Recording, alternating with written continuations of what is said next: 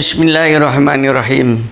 Assalamualaikum warahmatullahi wabarakatuh. Kita bersyukur masih dikasih usia oleh Allah. Berarti kita dikasih kesempatan untuk hidup di buminya ini, untuk berperilaku lebih produktif, lebih baik, ya, lebih positif. Mudah-mudahan kebersamaan Anda dengan saya dari Bima Sakti ini akan mendapatkan berkahnya dari ilahi. Pada kesempatan ini saya ingin menyampaikan, banyak orang gagal paham atau belum mengerti apa sebetulnya Islam. Ini sudah di bumi ini seperti itu, ya, mayoritas seperti itu. Bahkan yang mereka yang sudah mengaku Islam pun atau beragama Islam pun itu banyak yang gagal paham daripada tujuannya ini. Kalau kita ambil dari akar kata Islam itu tadi, banyak artinya. Salah satu di antaranya diambil daripada salah satu ayat Ali Imran ayat ke-83. Di situ disebutkan istilah istislam yang artinya berserah diri. Mungkin ini yang paling sesuai dalam uraian ini. Pengertian berserah diri ini artinya agar supaya manusia ini sadar bahwa kita ini punya keterbatasan waktu, keterbatasan pengetahuan, keterbatasan fisik, keterbatasan kesempatan dan sebagainya. Keterbatasan itu akan ditingkatkan menjadi keluasan dengan cara istislam itu tadi, berserah diri. Pada apa? Pada bimbingan pencipta kita. Itu pemahaman yang sesungguhnya seperti itu. Bimbingan daripada ilahi, insya Allah yang bersangkutan itu sudah Muslim. Sehingga dengan demikian Islam itu adalah sebuah referensi hidup yang dibawa dari nabi ke nabi, ya, sejak zaman Nabi Adam sampai terakhir adalah Muhammad. Tidak ada bedanya, semuanya adalah untuk mencari keselamatan atau dibimbing keselamatan hidupnya dunia akhirat itu tadi dengan cara berserah diri. Sehingga agama-agama sebelumnya, baik itu agama berdasarkan Taurat, berdasarkan Injil, Zabur atau Ibrahim dan sebagainya, itu pada dasarnya adalah ajaran Islam. Pemeluknya semuanya adalah Muslim. Ini Anda pegang dulu. Di sini tidak ada perbedaan. Istilah ini kalau dipraktekkan benar-benar di antara semua mereka yang dikasih kitabullah, yaitu firman wahyu dari ilahi itu tadi. Nah, ajarannya apa? Ajarannya yang pertama, agar supaya kita hidup sejahtera, selamat dunia akhirat itu, bahwasanya dunia akhirat ini merupakan alam yang diciptakan atas kehendak Allah itu sendiri. Jadi bukan muncul begitu saja, akan tetapi ada skenario di sini. Ya, jadi bukan coba-coba, akan tetapi benar-benar itu adalah ciptaan ilahi. Kalau di dalam Quran disebutkan sebagai ayat berikut, inna fi khalqi samawati wal ardi wahtilafil laili wan nahari la ayatil ulil albab. Sungguhnya penciptaan langit dan bumi, bergilirnya malam dan siang itu ada bahan pelajaran, ada informasi, pengetahuan di situ bagi mereka yang mau berpikir menggunakan akalnya itu. Beberapa hal yang menyebabkan kita gagal paham antara lain, misalnya ini sering sekali ada kata-kata istilah kafir. Ya. Di Quran banyak. Innaladina kafaru, sungguhnya orang-orang kafir dan seterusnya itu tadi, ya, itu bukan untuk dibunuh karena kafir masya Allah tidak mau tentu kemudian dia disiksa, enggak, itu urusannya Allah, ya, itu tadi. Kalau Anda berpaham seperti itu tadi, maka masuk dalam kelompok-kelompok itu tadi yang saya sebutkan di atas. Apa kita mungkin oleh Allah itu tadi disuruh menjadi seorang pembunuh? Iya, itu orang mukmin kok menjadi pembunuh, kan aneh. Tidak, saat ini di dunia ini mungkin 70% bahkan 80% orang-orang itu kafir, artinya tidak tunduk terhadap ketetapan itu. Mau diapakan? Mau dibumi hanguskan? Nanti akan terjadi kayak Hitler, ya. Itu tidak. Islam tidak di situ. Justru bagaimana kita itu menjadi media untuk kita untuk mengembangkan kebenaran itu di hati mereka. Oleh karena itu Anda harus canggih, harus sabar.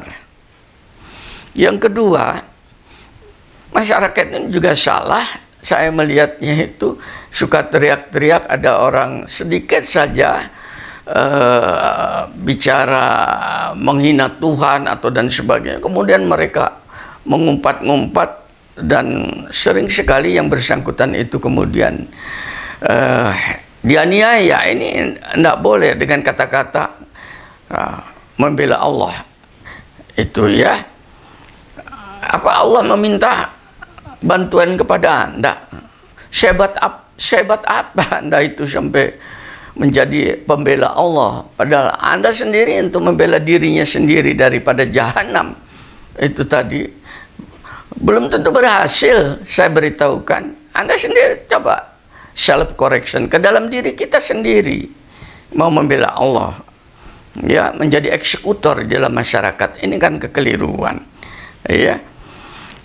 Sementara Allah itu sendiri kepada orang-orang yang dikatakan kafir, yang berbuat salah itu masih memberikan tangguh, tidak kemudian dieksekusinya. Anda boleh baca ini surat Taubah surat 9 106. Dan ada pula orang-orang lain yang ditangguhkan sampai ada keputusan Allah. Mungkin Allah akan mengazab mereka dan mungkin Allah akan menerima tobatnya. Allah Maha mengetahui, Maha bijaksana. Dibiarkan untuk apa? Untuk ditunggu, ya, dinanti di pintu gerbang kematian. Siapa tahu dia bertobat. Coba ini diambil oleh Anda yang selama ini kata menjadi pembela Allah.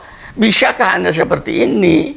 Allah menghendaki begini, bukan kemudian Anda menjadi eksekutor.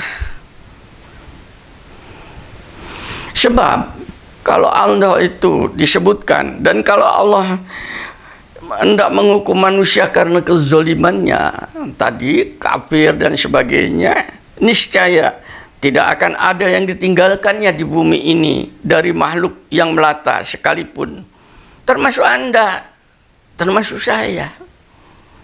Jangan kita merasa suci, ya. Kita ini fana dan penuh kesalahan, penuh kehilapan itu tadi. Kita meminta maghfirah. Mari ajak mereka yang salah itu tadi untuk dikasih penerangan, ya. Tetapi Allah menaguhkan mereka sampai waktu yang sudah ditentukan. Maka apabila ajalnya tiba, mereka tidak dapat meminta penundaan atau percepatan sesaat pun. Jadi ditunggu sampai dengan ajal.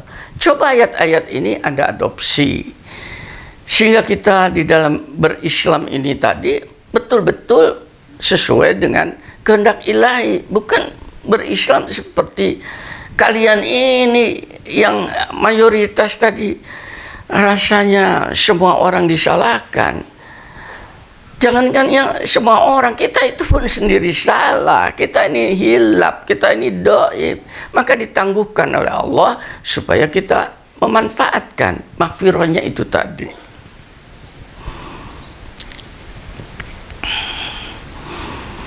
Nah, sementara syariat Islam yang disampaikan oleh Allah supaya seperti tadi agar supaya ditaatin, itu dalam rangka supaya manusia ini hidupnya damai. Bayangkan kalau tidak ada ketetapan hukum positif ya yang adil ini tadi, hak pribadi dengan hak umum tidak ada bedanya. Ya, kehormatan seseorang akan bisa dianiaya oleh kedoliman orang lain. Syariat Islam turun di dalam menyelamatkan kultur bermasyarakat ini tadi. Saya tidak berbicara tentang itu lebih banyak ya, supaya kita tidak berbuat mungkar. Nah, sehingga saya, Anda atau siapapun yang mereka yang sekarang sudah mengaku dirinya sebagai seorang muslim yang sudah tunduk kepada perintah ilahi itu tadi, hendaknya memberikan keteladanan ya, bukan perkataan-perkataan bualan, akan tetapi betul-betul agar supaya kita itu menjadi orang yang soleh, produktif ya, kasih sayang dengan sesama, pemaaf, penolong yang menderita, memberikan nasihat dengan penuh harapan, memegang janji dan amanah, ya, rendah hati, cerdas, sehat, membangun persaudaraan dengan siapa saja, bukan permusuhan. Silakan Anda kembangkan sendiri. Ini kisi-kisi yang diajarkan oleh siapapun mereka yang mengatakan adalah firman ilahi. Seperti itu. Coba pada Anda munculkan rasa ulas asih, ya, kasih sayang dengan menimba tabiat-tabiat para nabi dan sahabat-sahabat beliau, dihidupkan, diharumkan supaya Anda tersentuh. Para nabi seperti itu. Nah, mudah-mudahan apa yang saya sampaikan ini menjadi sebuah obat bagi masyarakat yang kebingungan apa sih sebetulnya Islam itu, sehingga ada orang yang ketakutan. Insya Allah saya jamin ya, karena dijamin oleh Allah, nah, apabila Islam itu dipelajari dengan benar, maka Anda akan hidupnya sejahtera, keluarga Anda akan juga ikut sejahtera, masyarakat menantikan Anda ya, karena Anda laksana setetes air di atas padang pasir yang tandus yang sangat didambakan oleh alam sekitarnya. Walhamdulillahirabbil alamin. Assalamualaikum warahmatullahi wabarakatuh.